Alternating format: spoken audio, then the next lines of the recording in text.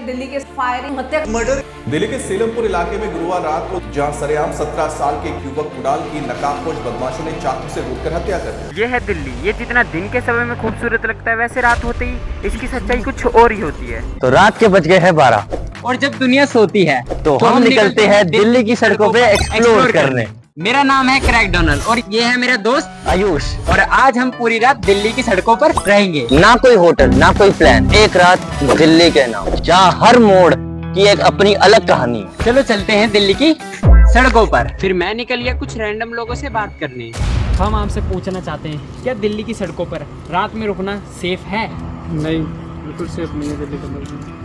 ऐसा क्या होता है दिल्ली की सड़कों पर जो हम रात में दिल्ली की सड़कों पे नहीं रुक सकते? और खतरा है दिल्ली के अंदर रुकने रात में। लूट मार और मारतोड़ हुई। ऐसे ही हमने एक और भैया से बात करी।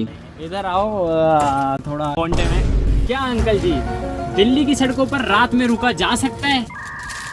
हाँ, रुका जा सकता है। कैसे रुका जा सकता है? क्योंकि यहाँ तो चोर उचक्के घूमते हैं। अंकल इस टॉपिक के बाद कोई रिप्लाई देना ठीक नहीं समझते। दोस्तों, हम जितने लोगों से बात कर रहे हैं भाई, सब रात में रुकने के लिए मना कर दे रहे हैं। अब हम देखते हैं कि रात भर हम सरवाइव कर पाएंगे या नहीं।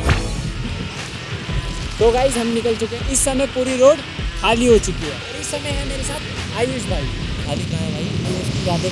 सपना टूटा है तो दिल कभी जलता है। दोस्तों, यहाँ तूफान के कारण पेड़ गिर चुका है। भाई सब्सक्राइब तो करना होता है ना भाई, सब्सक्राइब कर दो फिर आगे। फिर हम दोनों निकल गए इन अंधेरी रास्ते की ओर।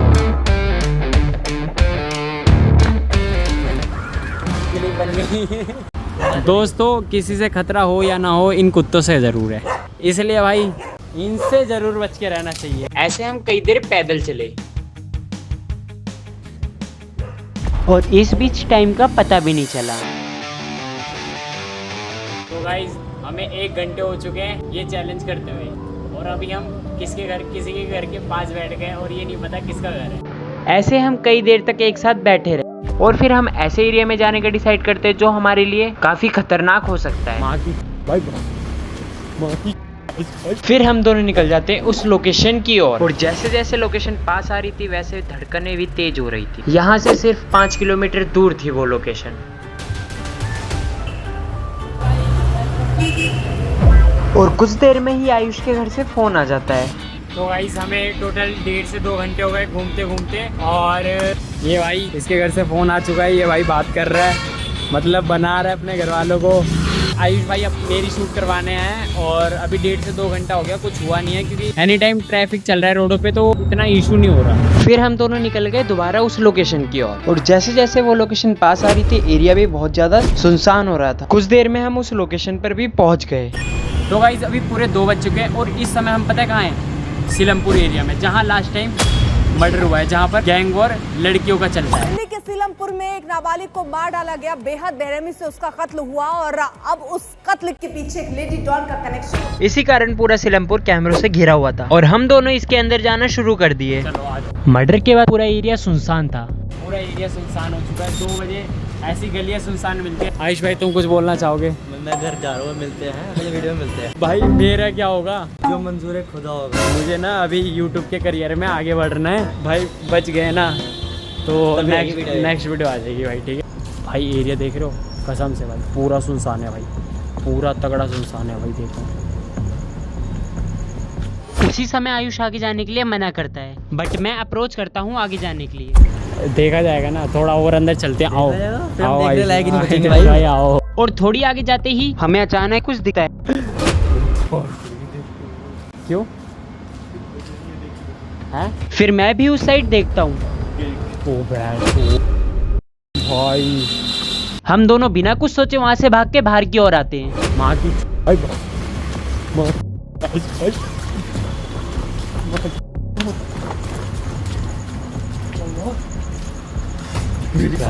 लग रहा है कोई बैठा हुआ है वहाँ। और कैमरा ऑफ करके हम वहाँ से निकल गए। तो गाइज, हम सीलमपुर से निकल चुके हैं। वहाँ पर हमें जाते ही भाई पता नहीं, जैसे हम ऐसे थोड़ा अंधेरा टाइप के एरिया में गए ना, और भाई वहाँ का पूरा एरिया भाई पूरा सुनसान था और चारों तरफ भाई कैमरे थे। तो भैया अब हम वहाँ से निकल के आ चुके दूसरी लोकेशन पे। ये नहीं पता कि हम इस समय है कहाँ। एक मुसीबत खत्म होने के बाद हमारे ऊपर 2 और मुसीबत आ गई। पेट्रोल भी नहीं है भाई। ओह, पेट्रोल खत्म हो गया भाई। तो गाइस हम इस समय हैं भाई कृष्णा नगर, और यहाँ का एरिया भी काफी ज्यादा सुनसान था। इस समय भाई पूरा सड़कें भाई खाली हो चुकी है। देखो स्कूटी में पेट्रोल ना होने के कारण हम पैदल चलना शुरू कर दिए। और गाइस कृष्णा नगर भी भाई पूरा सुनसान पड़ा हुआ है। ऐसे ही चलते चलते हमें एक आइसक्रीम की स्टॉल दिखी। सब्सक्राइब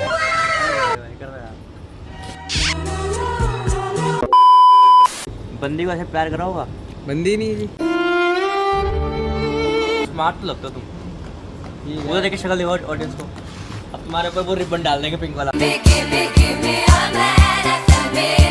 फिर हम वहाँ से आगे की ओर आ गए और सड़कें भी पूरी तरह खाली हो चुकी थी और हम स्कूटी से आगे की ओर निकल गए।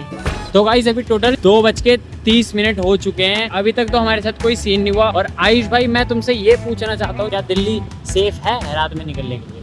भाई मैं खुद डर रहा हूँ भाई। सेफ तो बिल्कुल भी नहीं है अनटिल अनलेस आपके पास आपके साथ कोई होना या आपके पास अपने सेफ्टी प्रोडक्ट्स होना। अगर तुम ऐसी चल रही है ना जान ना पहचान ना तुम्हें लोग जानते हो। हम वैसे अब गए, हम भी वही जगह है लेकिन हम साथ में गए हैं, समझ रहे हो?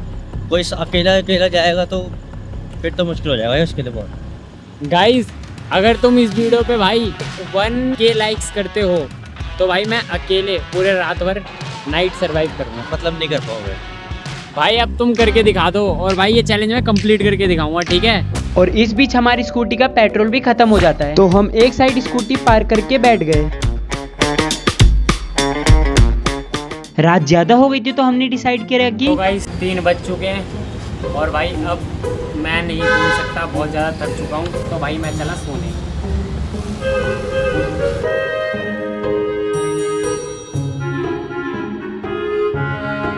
और ये रात मेरी स्टेयर्स पे कटती है।